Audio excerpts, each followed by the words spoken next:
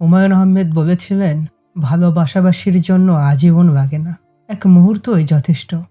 আসলেও তাই।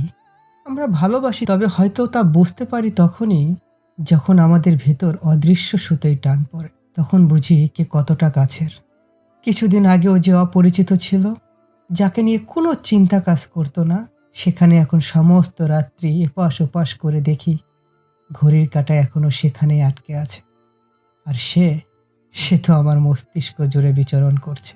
যতটা তার সঙ্গ চাচ্ছি, ততই ক্রমশ নিঃসঙ্গ হয়ে উঠছি। সে যেন মধ্যরাতে হঠাৎ পাওয়া পিপাসার নেই, যা না মিটে যাওয়া অবধি শান্তির ঘুম কখনো হবে না। জীবনে এই ভয়টাই কাজ করত, কাউকে পাওয়ার ইচ্ছাই যেন বুকের বাঁ পাশ ব্যথিত না হয়। অথচ কাল সমস্ত রাত্রি এপাশ ওপাশ করে এই ব্যথাই অনুভব করেছি। সুতরাং তোমার সাথে দেখা হবে, আমি স্ট্রেট কাট বলে দেব, তোমাকে ভালো